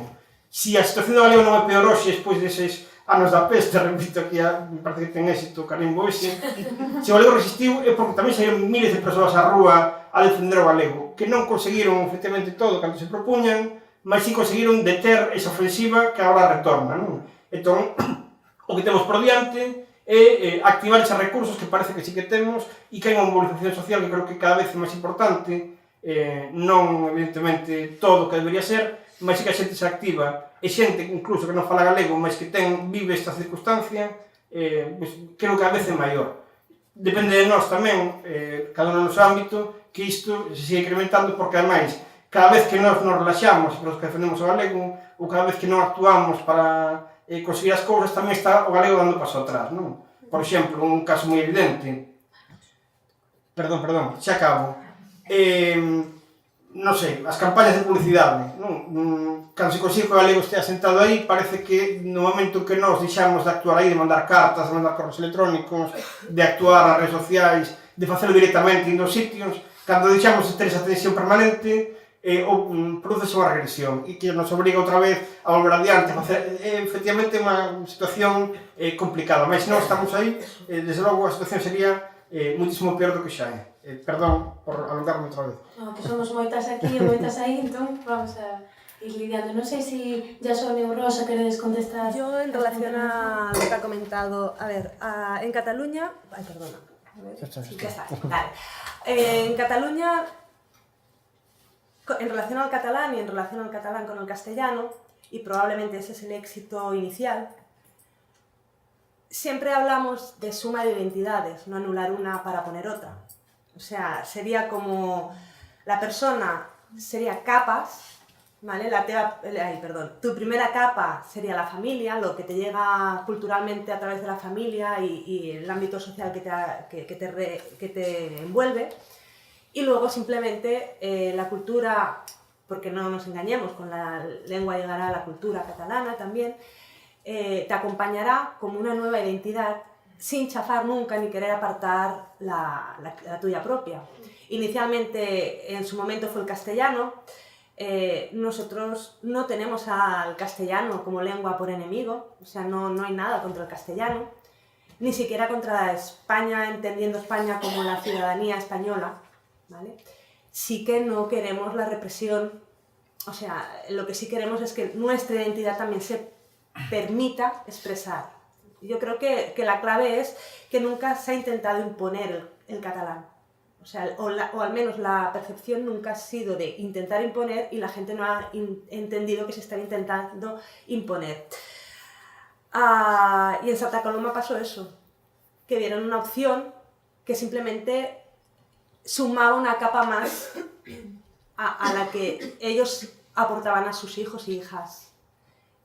En relación a esto, me he olvidado antes, con todo eso de los números, cuando se aprobó la Llei de Normalització, sí, la del catalán, el Parlamento la votó mayoritariamente, menos un diputado que se abstuvo. Actualmente, pese a la confrontación, la inmersión, lo que es la inmersión y el modelo educativo, sigue teniendo un 70% de la parte del Parlamento que apoya al modelo, y la sociedad es un 80%. Pese a todo lo que estamos actualmente sufriendo a raíz precisamente de lo que sería la en la nación catalana, entendiendo como tal no solamente el hecho de si soy independentista o no, sino el hecho de que tenemos una lengua y una cultura común, que además nosotros hablamos siempre de un territorio más amplio que serían los Països Catalans, y no estamos metiendo en ello que por eso haya gente dentro con la que se comparte la cultura y demás que realmente sean independentistas. Es decir, lo que pasa es que negar que el catalán y el valencià es lo mismo, o que se inventaron, o que en la Franja se habla catalán, o que la Cataluña Nord habla catalán, pues todo eso es como negar la realidad, pero nunca imponemos. Yo creo que la clave es no imponer, sino decir, eso te favorecerá y te mejorará como persona. Bueno, en el tema de la identidad, yo creo que la identidad múltiple, ¿no?, que nos vive a cada una, eso yo creo que es fundamental. Entonces que nadie sienta que por hablar euskera o aprender euskera vaya a perder su propia identidad. Yo creo que suma, ¿no?, como decía Rosa. Y qué hacer, ¿no? Claro, yo vengo del movimiento social, yo vengo del movimiento activista, y entonces antes hablo también, ¿no?, de no trabajar en reacción. Yo creo que es muy importante, ¿no? Hay veces que bueno, es entonces cuando te organizas, quizás te organizas tarde, ¿no? O no te organizas con una estrategia un poco con visión a largo, y para mí es fundamental el empoderamiento de las personas, de la gente, de la calle. Y entonces hay veces que nos podemos perder en terminologías, pero si podemos, pues igual que en el movimiento feminista, ¿no?, empoderar a la gente, dar información, formación, talleres, de forma lo más lúdica posible, de la forma menos técnica posible, como muy, muy cercana, pues eso ayuda. Y ayudar también a la población a que se organice. Porque yo, por ejemplo, ahora ya llevo como, no sé, 25 años, ¿no?, en el movimiento Euskaltzale, trabajando primero localmente y luego en la federación. Y históricamente, pues, por varias razones, muchos factores, muchas veces el movimiento y las instituciones estábamos como confrontados, ¿no?, porque era como un continuo, bueno, reivindicar cosas que no estamos consiguiendo.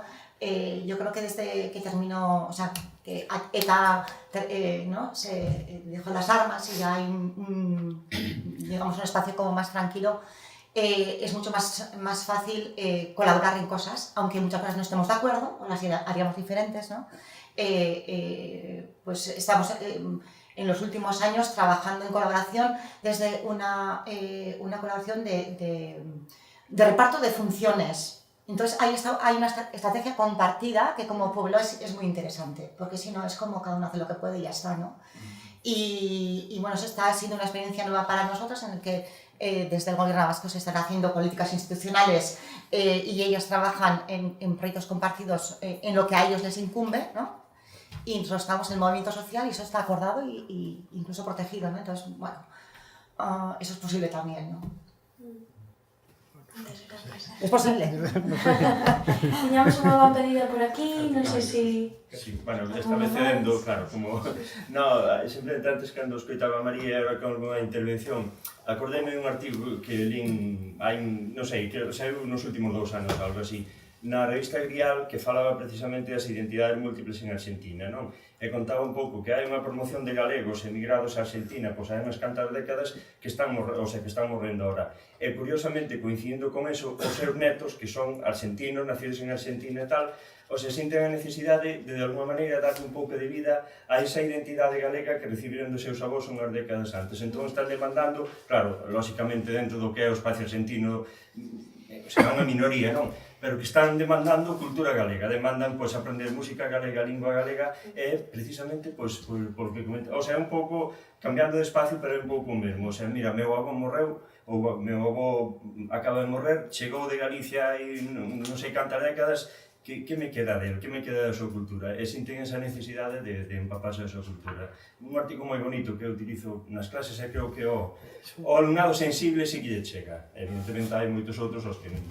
Perfecto. Tiñas uso, non sei se desde a mesa que... Sí, eu, sobre todo, claro, pero estamos permanentemente justificando unhas cousas que son normais, non? Sí. Pero que isto, imagínate, unha persoa de calquera sitio que chega a Madrid, onde hai unha lingua que non está, ou en Argentina mesmo, non? E que unha persoa irlandesa, ou galega, ou vasca, pois utilice a súa lingua mesmo para reafirmar a súa identidade de orixe, non? É normal, non? Claro, porque temos que nos justificar comportamentos que son xa normais, que son lóxicos, é que normal que chegue calquera de fora e manteña a súa lingua, non? De feito pasa. Iso non quere dicir que a lingua social, non? A que se debe poder empregar para todo e en todo sexa a lingua do territorio, non? Creo que ás veces entramos a justificar cousas que a outros non se lle piden e en moitos aspectos hai que facelo porque tamén estamos nese conflito e hai que estar, non? Hai que estar e hai que seguir combatendo en todos cada un dos sitios onde estamos. Pero claro, se nos piden un sobreesforzo que ás veces casi imposible de decir, porque buscando probas, claro, a carga da proba sempre sobre nós, temos que estar demostrando continuamente que non estamos en contra que a xente fale linguas cantas máis mellor, que faltaría máis. Non temos que estar demostrando continuamente que a xente que fala español é libre de facer, igual que se fala chinés, fala inglés e fala o que queira facer, non? Que non somos agresivos contra ninguén, bueno, esta cousa que dicían hai anos, non? A mesa se dedica a romper escaparates e está en español.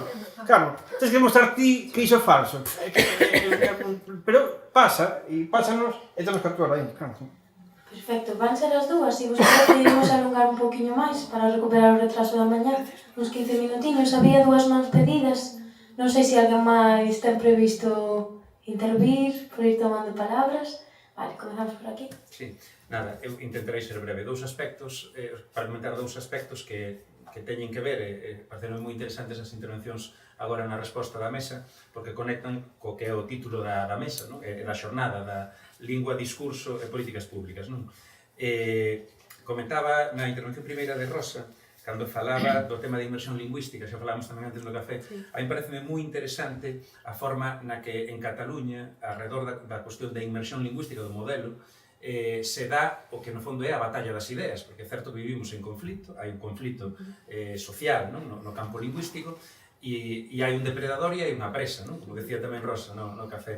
Entón, o que temos que ser intelixentes e flexibles a hora de, desde o noso papel de presa, neste caso, como comunicamos e que decimos, non?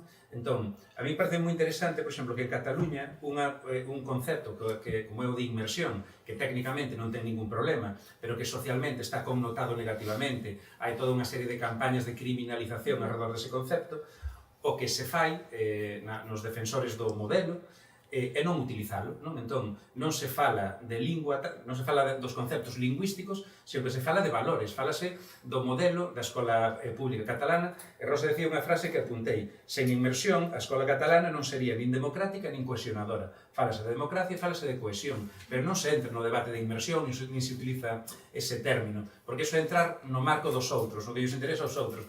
Nosotros defendemos un modelo de pública catalana do que a inmersión ten que formar parte sí ou sí, porque non se concibe de outra maneira. Entón, esa forma de dar o debate volvenos a conectar coa charla inicial de Suso de que as palabras, o que dicimos, non é que sexan, o sea, é que son claves, non é igual utilizar normalización ou outro termo, non é igual explicar, podemos compartir os fins, pero non é igual explicarlo dunha maneira que doutra, e a maneira na que explica Rosa, facendo de Rosa o conxunto da comunidade en favor do catalán, pareceme especialmente intelixente, do que temos, eu creo que se pode aprender moito, non? E despois, a cuestión de lingua e identidade. Vamos a ver, eu creo que hai, Marcos na súa intervención enseñábanos unha serie de gráficos e de datos, non? Hoxe en día sabemos, por os neurocientíficos, por os psicólogos cognitivos como George Lakoff e demais, que o cerebro humano non busca a verdade. O cerebro humano non o convences con datos. O cerebro humano que busca son explicacións simples para vivir e fundamentalmente que coincidan cos marcos propios que nós xa temos incorporados en nós. Entón, os datos son fundamentais, pero a fase de diagnóstico sírvenos para crear discurso, pero non nos sirve como discurso. Non sei se me explico. Nosotros non podemos convencer a ninguén en base a mira que mal está todo, mira que, vamos, estamos fatal, fala o 6% galego. Eso está moi ben para nós, pero a partir deso temos que crear o discurso, temos que traducir eso a un determinado discurso, é dicir, temos que ser publicistas, por entendernos, e temos que incorporar as políticas de normalización a sociolingüistas, pero tamén a publicistas, a comunicadores, etc. etc. Porque a clave é esa, e iso, noutros ámbitos, lévano facendo, no ámbito da dereita, por exemplo, lévano facendo, explicou George Lakoff tamén, décadas e investindo moito diñeiro en eso, non? E iso conéctame co tema de lingua e identidade, porque temos que ser pragmáticos. Se somos pragmáticos, temos que recoñecer a realidade. E a realidade é que hoxe en día nas cidades galegas, como explicaban os gráficos que mostraba Marcos, o galego, colectivamente, é a lingua propia do país, eso é indubidable. Pero canta xente hoxe en día nas cidades galegas vive no día a día o galego como lingua propia. O galego xa non é a lingua mayoritaria das 7 cidades do país. É o contrario, non? Entón, a conexión entre lingua e identidade, como a damos hoxe en día? Como creamos ese discurso? Eu creo que aí é un dos debates que temos que facer. Eu creo que o conxunto dos colectivos que defendemos a normalización social do galego temos unha urxencia que é activar un discurso cara aos castelanfalantes. Eu creo que temos que saber incorporar a defensa do galego, e fundamentalmente eu creo que, para min creo que é urxente a cuestión das actitudes, do coñecemento, por suposto, pero das actitudes sobre a lingua, creo que eso sí que se está empezando a facer e está sendo exitoso, pero creo que é unha das claves. Temos que incorporar aos castelanfalantes, temos que dirixirnos aos castelanfalantes dunha maneira que pode parecer pedestre, pero hai que desmontar prexuicios tópicos que están aí e que operan, que funcionan. Decía Ana Iglesias hai non sei cantos anos no libro de Falar Galego, non veo por qué, di o Suso nos tópicos sobre a lingua galega. Hoxe funciona o tema de los de la mesa, los del bloque, los profesores de gallego, queréis imponer gallego, pero funciona o tema de os dedicáis a repartir carnés de gallego. Esa identificación, non? Opera, pode nos parecer ridícula, pero funciona. E nós temos que traballar ese discurso para argumentar desde outro punto de vista. Parece moi interesante o que comentaba Rosa de suma de identidades, non? De suma de identidades. O meu posicionamento ideolóxico teño claro, digamos, o meu enfoque posiblemente sería outro, pero é unha fase na que estamos, eu creo que o que temos que ser pragmáticos e realistas. E pareceme que o discurso ten que ir nesa liña, de ser funcional, de ser útil. Perfecto. Sí. Me parece que... Nada, non sei se esta mesa que está un momentito Marcos tamén... Bueno, se quere empezar, non hai problema, non hai conflicto, por quen empieza. Creo que no fundamental, de acordo co que estás dicindo, pero tamén hai que ter, saber onde nos estamos movendo. Primeiro, se non hai datos, e creo que ese problema había nesa época da peste. Había, pero non se utilizaban porque, ás veces, por medo a dicilo tamén, non? Bueno, hai que ser inteligentes e ser flexibles, pero tamén hai que ter unha orientación clara do que se quere, non? porque senón non vamos tampouco a ningún sitio. E hai que ter cuidado tamén de andar fuxindo, que cada sitio que nos pechan para fuxir, non andar collendo outros sitios, porque se cada podemos topar sin saída. Quer dicir, no momento que nos digan que dicir que o galego é galego, ou a palabra galego, que ten unha connotación, non sei, como en Cataluña, pouco máis que dicir que catalán é racista, non é supremacista, non sei que. Bueno, iso pasa en Cataluña, non? No momento que digan iso, entón que dicimos que como lle chamamos o galego? Buscamos, estamos nun debate sobre a tecnoloxía permanentemente, que a cuestión é de que facemos, para empezar, por exemplo, nas institucións, que se fai nesas institucións para que o galego estea á disposición de todo o mundo. Cantos cursos hai, por exemplo, para convencer o funcionariado de que ten que utilizar, que se un traballa na Xunta de Galiza ten que utilizar o galego, para empezar, porque lle falan galego xa, porque todos nos tomamos con situacións de todo tipo, non? E todos estamos, ás veces, na cuestión de propagandística ou da publicidade, que tamén hai que estar aí, eu creo que hai que estar e actuar en todas partes, pero esquecémonos do básico, non? E o básico é, por exemplo, digo, ti que tes máis influencia política que a mí, seguramente, o vaso é, claro, non sei, por que a Diputación de Pontevedra é a única diputación que non lle exixe o seu funcionariado saber galego para poder acceder a un posto na Diputación? Ou por que hai concellos onde xente que defende a lingua ten importantes responsabilidades de goberno, se fai moita cousa de publicidade, que está ben, pero logo non actúa no que ten a man facer mañá con aquela cousa, non? Entón, eu creo que temos que ter unha orientación clara tamén do que queremos. E tendo ti razón no que dis, hai unha parte que hai que manter tamén que certa firmeza con flexibilidade, son outras dúas cousas. E inteligencia tamén, por suposto. A ver, en Cataluña tenemos unos mínimos, ¿vale? Aparte de que el discurso, obviamente, no buscamos la confrontación, porque es que llevamos tantos años aguantando, por decirlo de alguna manera elegante, que se nos niegue lo que hemos demandado desde abajo, que no, o sea, no ha habido ninguna imposición y entonces, claro, en cierta manera, porque hay tanto apoyo actual en el modelo educativo, porque es que no es que vino de abajo, de arriba para abajo, sino es que realmente era lo que nosotros reclamábamos. Esa parte facilita un poco la función. Evitamos la confrontación por lo que hemos dicho, lo que hemos comentado. Hoy le cambiaremos el nombre a la inmersión, todo lo que está dentro de, ya te he dicho, hablamos de modelo lingüístico, todo el mundo sabe cuál es el modelo lingüístico y si no, pues lo puede buscar, solo tiene que usar Wikipedia, tampoco está tan complicado, ¿no? ¿Por qué usamos otros nombres? Porque, lo que hemos comentado, hay personas que enseguida ya le ponen prejuicios a esos conceptos. Pues buscamos otro concepto en el que nosotros además pondremos argumentos, ¿no? Lo de la cohesión es real. Todos los niños y niñas pasan por unas aulas donde muchos llegan con el castellano y otras lenguas y conocerán el catalán, ¿vale? Entonces, aquello que hemos dicho que me he saltado de los datos, voy a dar unos muy breves, porque realmente es un sistema lingüístico que funciona. Entonces, además avalado por el propio Ministerio de Educación, con lo cual es fantástico. Las pruebas de competencias que se hacen, dentro de las que hay, pues hay una que es, que tal hablamos de lengua castellana, ¿vale? Nuestros niños y niñas sacan niveles de media iguales e incluso superiores de otras comunidades o otros territorios que son monolingüistas y sacan la misma nota o superior. ¿Qué más? Mitos. No, es que sí, claro, si nos saltamos el derecho del niño a ser educado en la lengua de origen de sus padres y madre, estamos vulnerando los derechos del niño o la niña. No, el niño o la niña, cuando sea más grande, tendrá las dos competencias lingüísticas y escogerá la que quiera. Directamente. No le vamos a poner a nadie, oye, mira, como te enseñamos catalán, ahora por ovarios o por huevos no vas a hablar. No. Tú, cuando seas adulto, tendrás la capacidad de poder escogerlo. Claro, si tú le niegas la lengua desde el inicio, le estás negando el derecho. De hecho, la negación es por parte de la familia, le niega el derecho a aprender una lengua que además, en edades muy tempranas, favorece el multilingüismo. O sea, aprender más de una lengua te favorece como persona.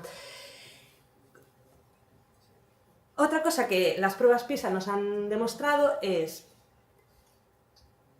independientemente de cuál fuera la lengua de origen del alumno o la alumna, Aquellos que sacan notas altas en castellano las sacarán en todas las otras lenguas que hablen, y los que las sacan baja las sacarán baja, independientemente de la lengua de origen.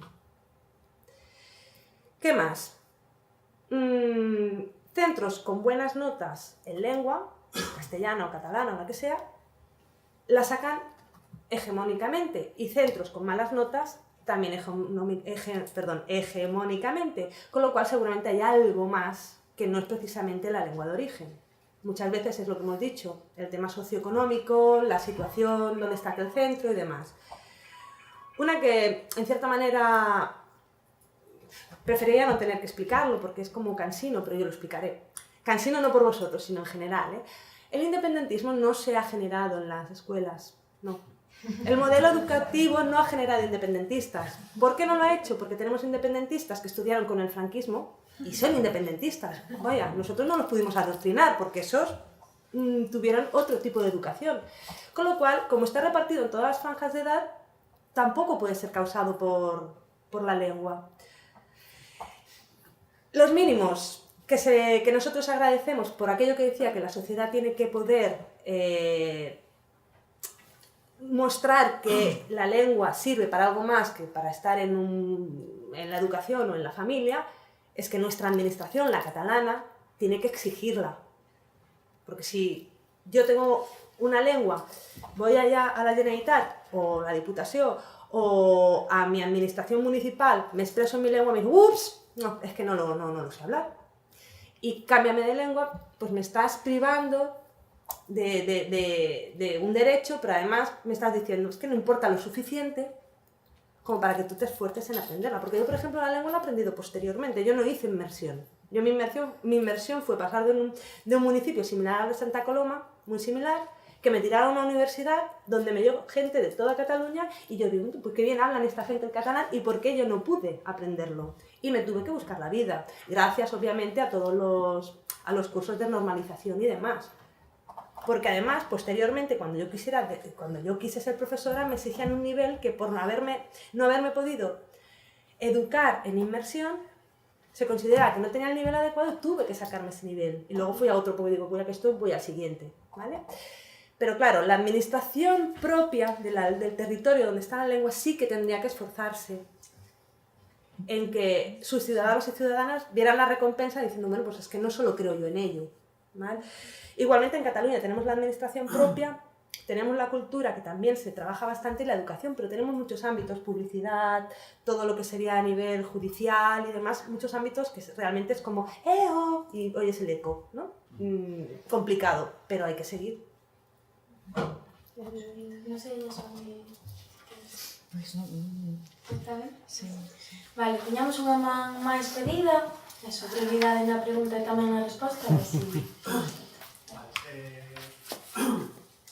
Falou Rosa de tres puntos así máis ou menos que eran como para a activación da lingua, que era como sentimental ou amor, non sei que palabra utilizar. Amor, sentimental, cariño, cualquiera de ellos vale.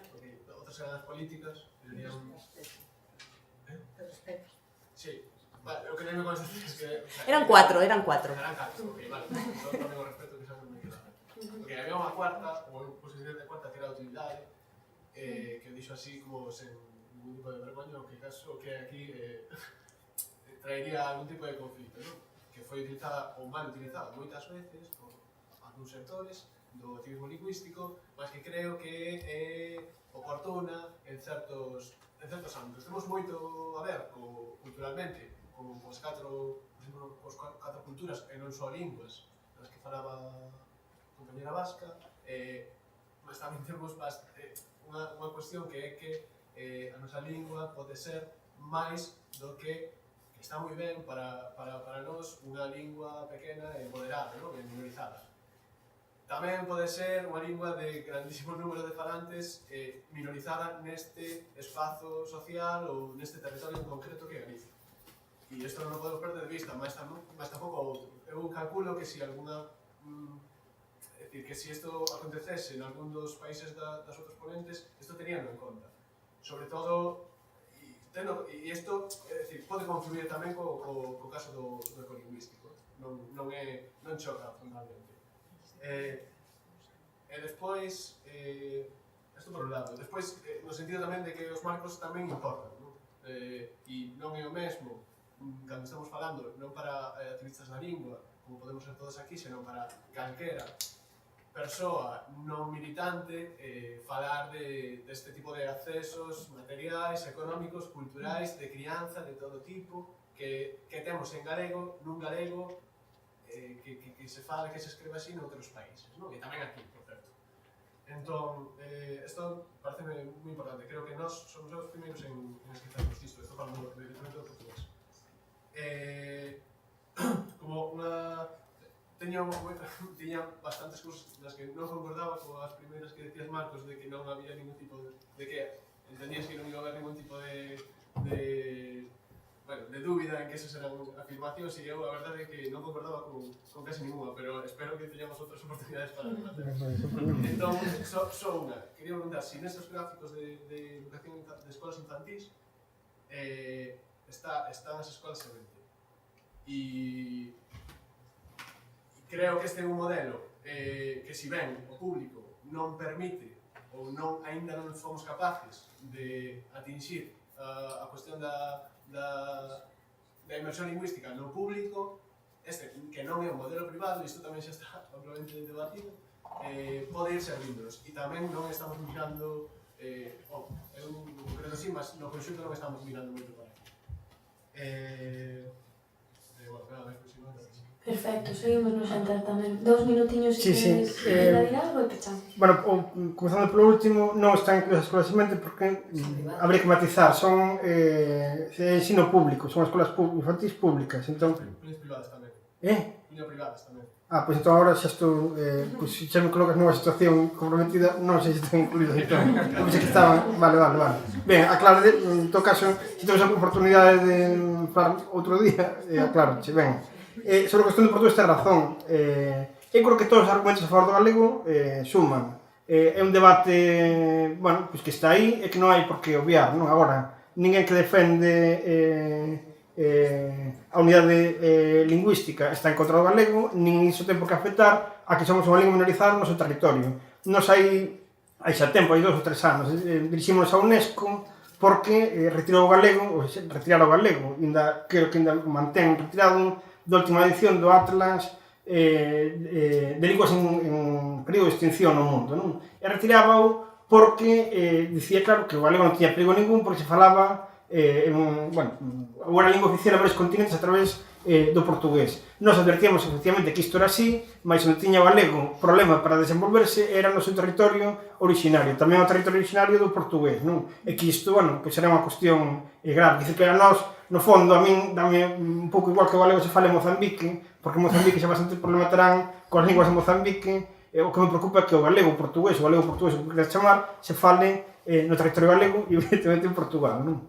E sobre a cuestión dos marcos, eu creo que nós tamén temos que ter o noso propio marco e non mover os marcos en función do que nos van os outros movendo o marco, porque temos o perigo de ficarmos en leira, non?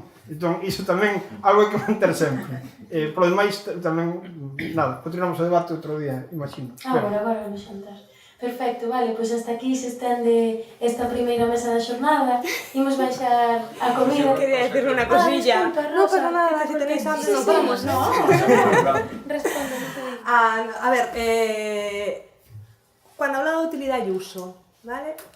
Obviamente cada territorio tendrá que buscar cuál es el que es escayen, que en catalán que es cayen, o sea, que es el vestido que le viene bien, por decirlo de alguna manera, ¿vale? ¿Qué quiero decir con esto? Que lo que vale para Cataluña seguramente no cabe para este territorio. Ahí es donde quizá habría dentro de los 4 que dije antes, podríamos añadir un quinto que es el que nos va bien también en Cataluña, para adaptarnos al depredador. Cada depredador también aunque el depredador sea el mismo según el territorio, la presa varía sus... Aquí he puesto este símil porque no dejo de ser veterinaria, claro, entonces, ¿sabes? Yo ya me imagino los ñus, pero claro, no es lo mismo un ñu que una gacela, entonces cada territorio tendrá que buscar qué tipología de depredador tiene, que es el mismo, pero qué está desarrollando, y como presa, qué es lo que tenemos que buscar. Entonces, a nosotros nos funciona muy bien también la inventiva y buscar, darle vueltas. ¿La inmersión se devalúa?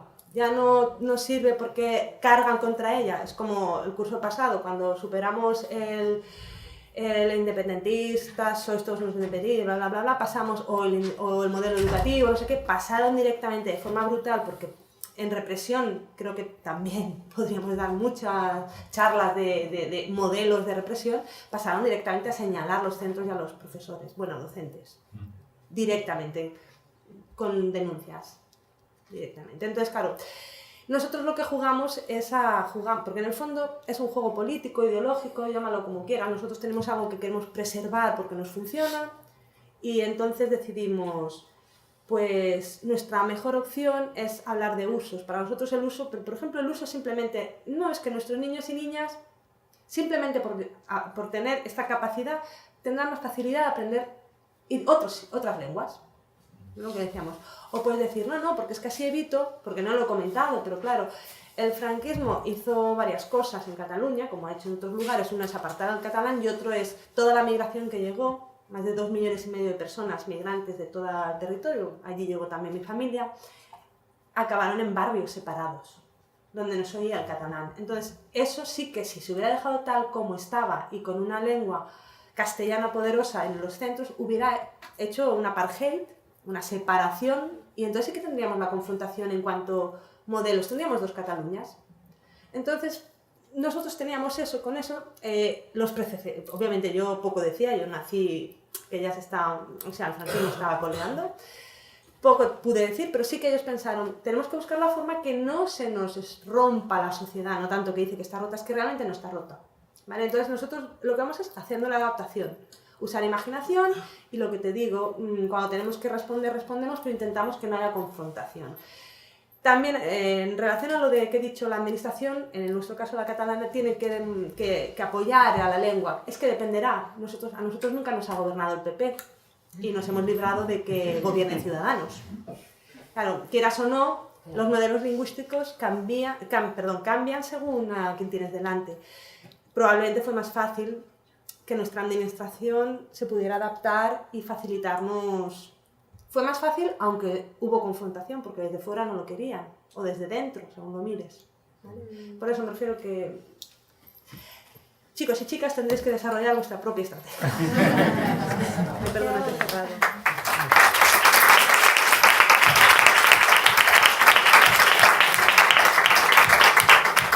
Vale, pois agora si imos ir ao xantar.